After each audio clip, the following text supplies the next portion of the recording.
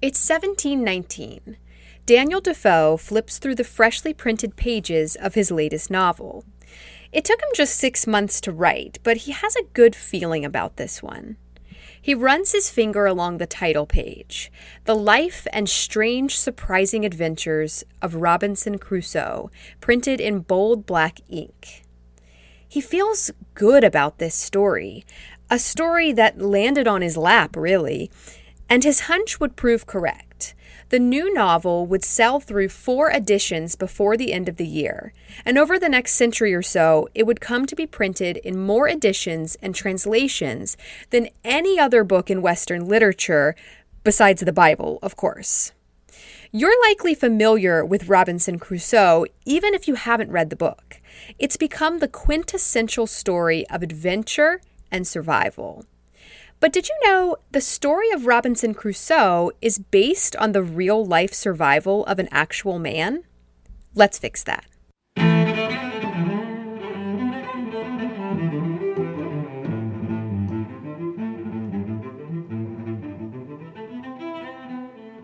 Hello, I'm Shayla Fontaine, and you're listening to History Fix, where I discuss lesser-known true stories from history you won't be able to stop thinking about. This week, we're talking about the real Robinson Crusoe, the man who inspired the smash hit adventure novel. Interestingly enough, you've probably never heard of him. I sure hadn't. I didn't even know Robinson Crusoe was based on a true story. The real Crusoe's name was Alexander Selkirk. Born in 1676 in Lower Largo, Scotland, Selkirk was the son of a shoemaker and tanner.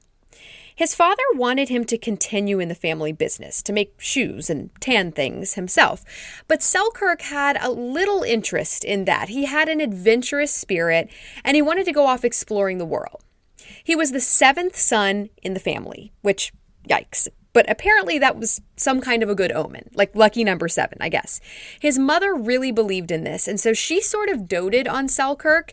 She wanted him to be this great thing, more than just a shoemaker. She wanted him to reach his full potential and accomplish his dreams. So she actually encouraged him to do what he really wanted to do, which was explore the world. So he has his father pulling him in one direction and his mother encouraging him to do what he really wants to do, and it causes this rift in the family. His father threatens to disinherit him if he doesn't become a shoemaker/tanner, and after that, he becomes a bit rebellious, which I get. It's that classic case of unnecessary punishment, overbearing parenting, leading someone to actually act badly. Like, well, I'm already being punished. They already think I'm bad. Might as well do the stuff they already think I'm doing. It's the preacher's son thing. Selkirk's father tried to bend and mold his son with force into this very specific person that he wanted him to be, and it backfires spectacularly. Selkirk starts getting up to no good. In the 12th century church that still stands in Lower Largo today, there are some records from 1696 of Selkirk being summoned before the minister and the elders for, quote, undecent carriage in ye church. He fails to appear in court for these charges, though, and the reason is recorded as, quote, did not compere being gone away to ye sea. This business is continued till his return. I love all the ye's. They're fun. So he sailed off somewhere, possibly joining a Scottish colonizing expedition to Panama, but that's just a theory. It's not clear exactly how long he's gone, but he's definitely back by 1701 because he's back in the church court records, this time for fighting with his brothers. Apparently, his little brother Andrew, so I guess they had more than 7 sons, bless this woman, Andrew laughed at him for accidentally taking a sip of salt water that he thought was fresh drinking water. But apparently Selkirk did not find this funny. He beat Andrew with a wooden staff, and when his father and older brother John stepped in, he beat them too. He even assaulted his sister-in-law, John's wife Margaret, when she got involved. So yeah, not cool, just totally lost it, basically. Selkirk definitely had temper and impulse control problems. But anyway, he's summoned before the church again for this. The records state that he, quote, compeered before the pulpit and made acknowledgement of his sin and was rebuked in face of the congregation for it and promised amendment in the strength of the Lord and so was dismissed. Which, by the way, I have no idea what compeered means. I'm guessing it's like appeared. At this point, though, Selkirk is over it. He's like, screw Lower Largo. I'm so out of here. He was apparently quite good at math and science in school, and so he's able to use these skills to secure a position as a navigator on a privateering mission. See, everyone thinks math and science are so nerdy. They aren't, you guys. So far in this podcast, we've seen a death ray, mind-blowing engineering accuracy, illicit chemists, and now pirates are using math and science too. So, embrace your inner nerds, folks. Nerds are officially cool now. So let's talk about privateering for a sec. I mentioned this in episode 3 about Blackbeard as well. And really, this is the same time period and the same country, sort of, that Blackbeard came from. So Selkirk and Blackbeard were very much in the same world. And it's all thanks to the Spanish War of Succession, which lasted from 1701 to 1714. Basically what happened is Spain's King Charles II died childless. He doesn't have a Spanish heir, but he has relatives in France and Austria. They both have a sort of claim to the Spanish throne. So Charles basically has to choose the French heir or the Austrian heir, and he ends up naming Philip, Duke of Anjou, his 17-year-old great-nephew, as his successor. Philip was the grandson of Louis XIV of France. So in making this choice, Charles II chose France. Louis is like, sweet, we'll go ahead and unite France and Spain and just rule the whole world together. But the rest of Europe is like, how about no? They did not want France to become the most powerful country in the world. France, if you were just a little bit more likable, then maybe. But no, they weren't feeling it. So England, Holland, Prussia, and Austria joined together to create the Grand Alliance against the union of France and Spain. A lot of this war was fought at sea. So the governments of these countries hired privateers, which were basically like legal pirates. Privateers could attack and loot enemy ships without the threat of being arrested and charged with a crime, because it was legal. They were actually hired by the government to do this, and they got to keep around 80% of whatever they stole. So this was a very lucrative opportunity for Selkirk. He gets to explore the world, which is what he always wanted to do, and he can make a solid profit doing it. It helps that they're fighting against the Spanish. Spain is one of the wealthiest countries in the world right now, mostly because of all the gold and riches they stole when they conquered Central America. Please refer to last week's episode, Tenochtitlan, to learn more about that. But that meant that privateering against the Spanish was a solid business. There were lots of riches to steal. In 1703, Selkirk joins a privateering expedition headed by William Dampier. This guy is interesting, to say the least. He was a renowned sailor and explorer, the first person to circumnavigate the Earth 3 times. He was responsible for discovering and naming a ton of new plant and animal species and introducing a bunch of new foods to Europe. So with that kind of experience, he was chosen to command the British warship HMS Roebuck on an expedition to Australia in 1699. But it went horribly awry. He was reportedly drunk, aggressive, and just completely incompetent from the very beginning. And he did not get along with the second lieutenant, George Fisher. The two apparently would drink together and then get into drunken arguments and fistfights in front of the crew. Eventually, Dampier just dropped Fisher off, imprisoning him in Brazil, and carried on around the southern tip of Africa towards Australia. He's like, see ya. He's sailing around Australia, New Guinea, Indonesia, charting stuff and recording new species and stuff. But the ship, the Roebuck, is just falling more and more into disrepair. He tries to have it fixed up in what is today Indonesia, but claims it was even leakier after the repairs. He doesn't trust his crew. They don't think very highly of him. For good reason. He decides to head back to England, abandoning plans to explore the uncharted east coast of Australia, which was the whole goal of the expedition. He makes it around Africa, and he's heading up towards England when he realizes the Roebuck isn't going to make it. He runs it aground off the island of Ascension in the middle of the Atlantic Ocean, orders the crew to cut down the sails to make tents, and then heads for shore with whatever supplies they can salvage before the ship goes under. So they end up stranded on Ascension for 5 weeks until they finally catch a ride home on a passing English ship. And when he gets back, he's court-martialed for the loss of the ship, the poor treatment of Second Lieutenant Fisher, and just the drunken debauchery in general. So he's fallen from grace. This was like a legit Royal Navy expedition, and he's royally screwed it up. Now he's forced to resort to privateering. He's really just kind of a hot mess overall. So he basically got kicked out of the Royal Navy for acting like a pirate, and then just became an actual pirate. But Selkirk finds himself among Dampier's crew. They have 2 ships, the St. George, which is captained by Dampier, and the Cinque Ports, which is captained by a guy named Charles Pickering. Cinque Ports sounds like some kind of a plumbing term, but it's French for 5 harbors. So I guess it's really like Cinque Ports, but whatever. Selkirk is made sailing master on the Cinque Ports. This is a high up position. He's in charge of all the navigation duties for the ship. Maps, longitude, latitude, that kind of stuff. It's very high ranking on account of the math. I told you, nerdy is the new cool. Dampier's plan is to raid Spanish ships returning from Argentina, but nothing really comes of it. The crew is becoming restless and disappointed, which is never good. On at least 2 occasions, Dampier leaves men stranded on islands because they were becoming a problem.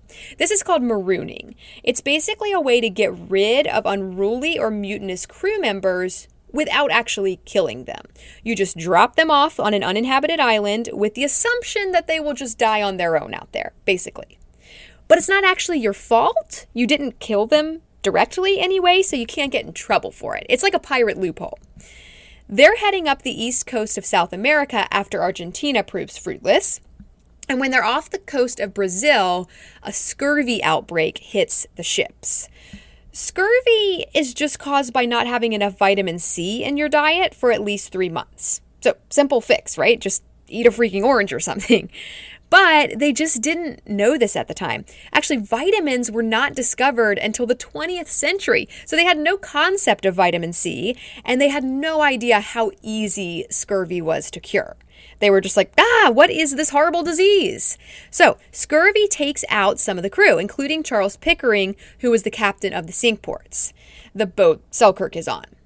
Pickering is replaced by a kid named Thomas Stradling. And I'm calling him a kid because he was only 21 years old. Stradling is not great. He's greatly disliked by the crew. The 2 ships pass the southern tip of South America in 1704 and finally capture a merchant ship called Asuncion. Everyone is like, geez, finally. Selkirk is actually put in charge of Asuncion.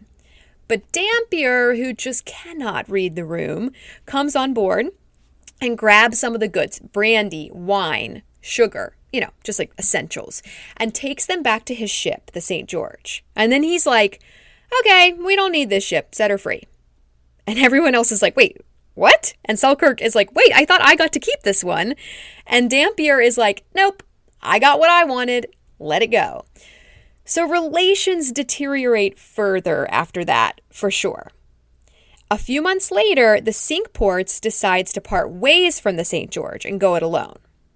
In September of 1704, they stop for supplies on one of the uninhabited islands of the Juan Fernandez archipelago, 700-ish miles off the coast of Chile.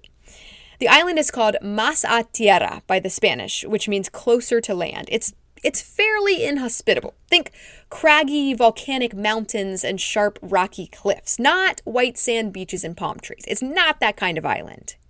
But it does have fresh water, wood for repairing the ship, and food, fruits, vegetables, fish, wild goats, that kind of thing. While they're there, Selkirk tells Stradling, the Cinque Ports' 21-year-old captain, that they need to repair the ship before they set sail again. It's in bad shape. Selkirk doesn't think it's safe to sail in this condition. But Stradling is like, nah, we're good.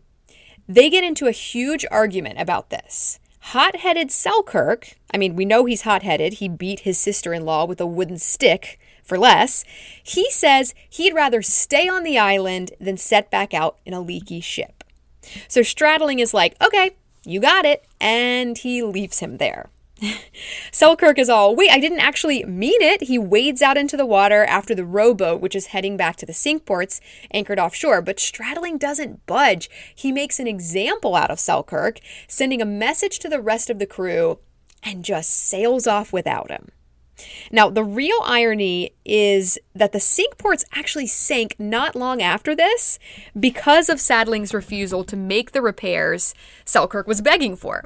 Stradling and a handful of crew members survive, but are captured pretty much immediately by the Spanish and imprisoned in Lima, Peru under horrific conditions. So it's a real told you so scenario. Unfortunately, Selkirk doesn't get to say told you so, doesn't even know about the fate of the sink ports, because of course he's been marooned on Mas a Tierra.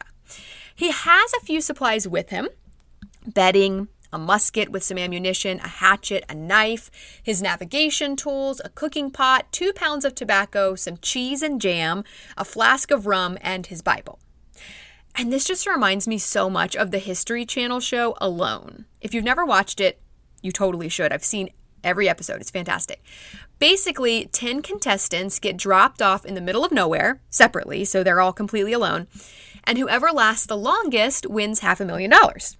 But they get to choose 10 items from this list to bring with them. So it's like sleeping bag, bow and arrow, axe, knife, fishing line, cooking pot, fire starter. There's all these different survival tools that they can choose from, but they can only bring 10. So that's what this reminds me of. These are Selkirk's 10 items. He's basically a contestant on Alone, except he doesn't have the little satellite phone thingy to tap out if it goes badly. In the beginning, he stays close to the shoreline, hoping he'll be able to signal a passing ship for rescue any day now. He eats lobsters and seals and just bides his time. But days turn into weeks, and he's desperately lonely. He craves companionship. The isolation is really getting to him. And this is always people's downfall on Alone, too. If there's anything I've learned from watching that show, it's that people need people. We are not solitary creatures. We are pack animals, and we do not do well alone. There'll be a guy just absolutely killing it. He has an awesome shelter. He's catching fish every day. He's like to the point of whittling bowling pins out of tree branches to kill time because he's just crushing survival so hard. And you're like, okay, well, he's definitely going to win. And then the next day, he's like, I miss my wife, beep, and he taps out. That's the biggest obstacle on the show. Loneliness. And that's the biggest obstacle for Selkirk too, to the point that he contemplates suicide to escape the oppressive isolation. But then one of his 10 items comes in handy, his Bible. He reads and rereads the Bible over and over. He prays, he sings hymns. Religion becomes his savior, and it's what he uses to keep his spirits up. He wasn't dying of starvation or exposure to the elements. He was dying of loneliness. It's a real thing. But his Bible is the cure. It revives his soul. At some point, sea lions head to shore for their mating season. They are huge and aggressive and super loud to the point where Selkirk has to head inland. The sea lions basically kick him off the beach. He forages for fruits and vegetables and hunts wild goats for food. He finds some old barrels washed up on the beach and fashions the metal hoops from those into knives and other metal tools, which is also very Alone, by the way. Contestants can use anything they find while they're out there. He builds a shelter out of pimento trees and a second outbuilding for cooking and eating, which is smart. You got to keep your food away from your bed, for sure, because of the bears. Just kidding. I don't think there are bears on this island, but there are always bears on Alone. But other reasons too, I'm sure. Eventually, he starts to run out of ammunition for the musket that he had with him. So instead of shooting goats, he starts chasing them down and catching them. He builds a pen to keep them in, so now he has goat milk and meat available whenever he needs it.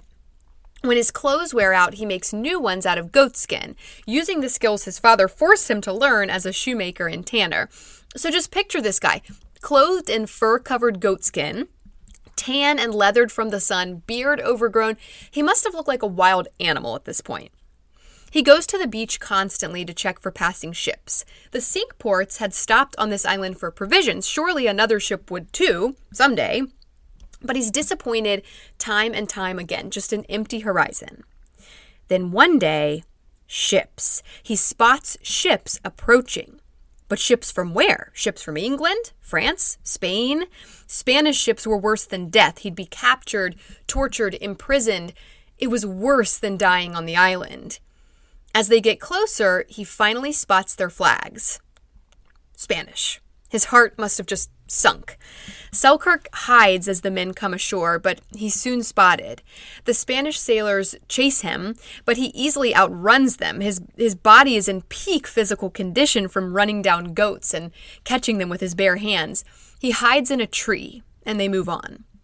Before leaving the island, though, the Spanish discover his shelter and slaughter many of his goats. Selkirk still yearns for companionship. When the Spanish ships leave, he's launched right back into isolation. Even though they were his enemies, he was fulfilled spying on them, listening to them talk to each other in their foreign tongue. Now they're gone, and he's alone again. He starts taming the cats on the island, feeding them, inviting them into his shelter where they help control the rat population. He has the cats and the goats for company. He teaches them tricks, dances with them. I just love it. I love that he befriends the cats. This would definitely soothe my soul too. At one point, he stumbles and falls down a ravine while chasing a goat. He's badly injured and has to crawl back to his shelter where he lies in pain for 10 days. In January 1709, after 4 years and 4 months on the island, he spots 2 ships on the horizon. He watches them approach, squinting his eyes, trying to make out the flags hanging from the masts. English. This is what he's been waiting for. He lights a signal fire to let them know that he's there. The next morning, a boat rows ashore, and Selkirk runs out onto the beach waving a white flag. When they come ashore, he learns that they are privateering ships, the Duke and the Duchess, captained by an Englishman named Woodes Rogers. He invites them into his shelter and tells them his story. There, he learns something interesting.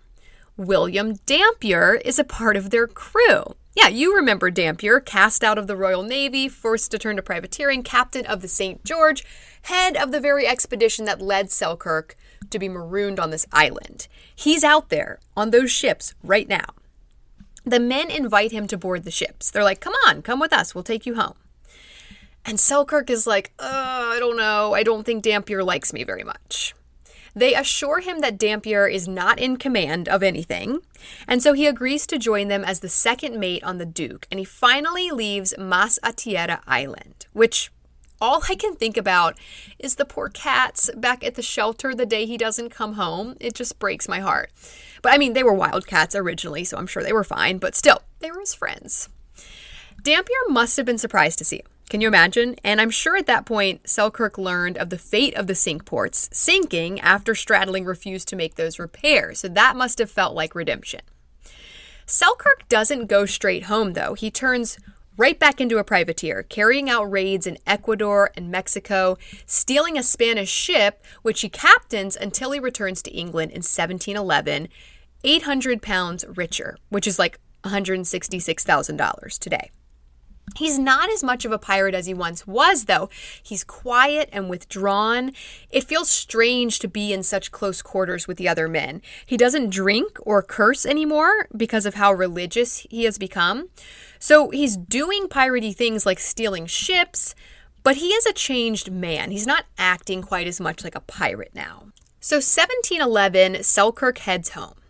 He's 35 years old. He's sailed around the entire world. He spent 4.5 years alone on an uninhabited island, and he's been away for over 8 years. When he gets to his family home, no one is there. He realizes it's Sunday, so he heads to the church, where he slips in the door and takes a seat towards the back. No one recognizes him.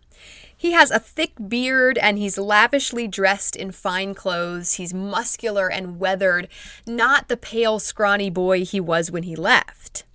He spots his mother seated in a pew a little ways up. She keeps turning around to glance at him. Suddenly, her eyes widen with recognition. She jumps up from her seat and runs to him, throwing her arms around him. The prodigal son, home at last.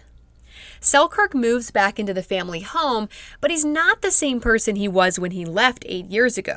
His time on the island has changed him. He has a hard time being around people now. He misses his cats. He sets up a cave-like hangout in the backyard where he just sits and gazes out at the Largo Harbor. He becomes more and more withdrawn and eventually starts drinking and fighting again. Despite Selkirk's inner turmoil, word of his adventure starts to spread around England. Woodes Rogers, the captain of the Duke, writes about him, and he's introduced to Sir Richard Steele, who writes an article about him in the Englishman newspaper. He becomes a bit of a local celebrity, notoriety he doesn't actually want at this point. Steele quotes Selkirk in his article saying, quote, "I am now worth 800 pounds, but shall never be so happy as when I was not worth a farthing." So he's definitely left with a sense of dissatisfaction, even though he was successfully rescued from the island and returned to civilization. There's an emptiness there. At some point, Selkirk's story comes to the attention of Daniel Defoe.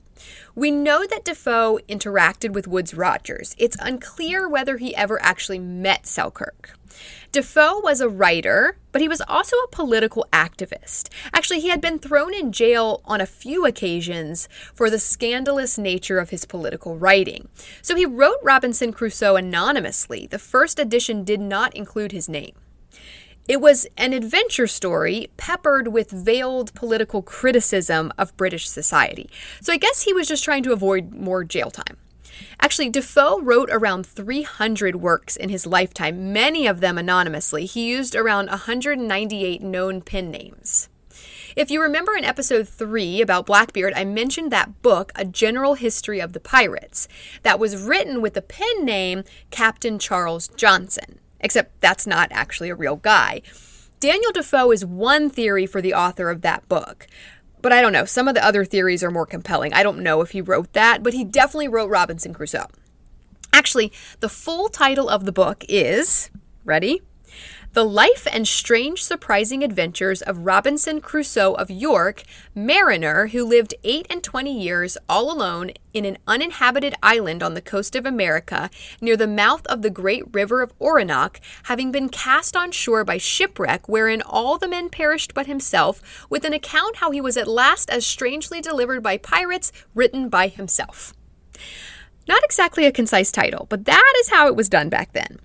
It was that last bit, though, written by himself, that really solidified the success of this book. It's not true, but people thought it was. So this is like when James Frey tried to pass A Million Little Pieces off as a memoir, when it was really a semi-fictional novel.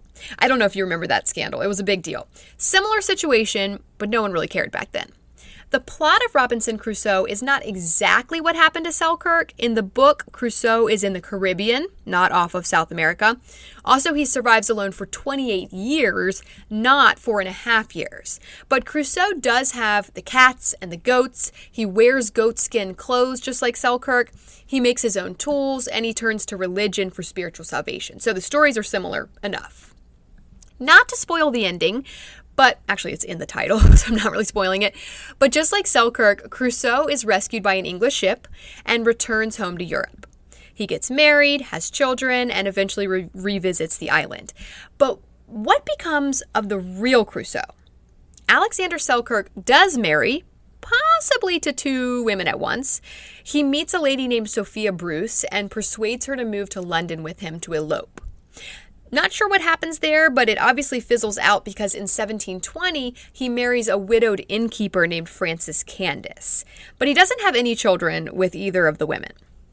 His job is actually a bit surprising, considering his past. He joins the Navy, where he enforces anti-piracy measures off the west coast of Africa. Now remember, Selkirk was a pirate. Well, he was a privateer, which is like a legal pirate. After the War of Spanish Succession ended, privateers were no longer needed by the government and were basically let go. At that point, Many of them, including Blackbeard, turned to piracy, which is definitely not legal. So rather than turn pirate with many of his fellow privateers, Selkirk switches sides completely and becomes a pirate hunter. He hunts down, captures, and arrests pirates who were later hanged publicly for their crimes. What I find rather unsavory about it, though, is that he's mostly stopping pirates from attacking slave ships.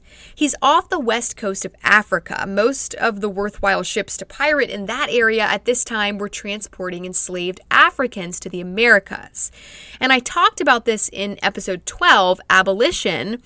When a slave ship was taken over by pirates, often the enslaved people were given the opportunity to join the pirates, which was actually a much preferred fate to being carted off to be sold like cattle in unsanitary death ships. So Selkirk is really stopping that salvation from happening, which is actually more evil than what the pirates are doing. I mean, I don't think he saw what he was doing as evil at all, but when you really look back, the actual repercussions of it, yeah, it's a nasty business to be in. It's confusing because you want to be like, oh, he's working for the good guys now, but the good guys are helping the slave traders. So are they really good guys? It's like slave traders versus pirates.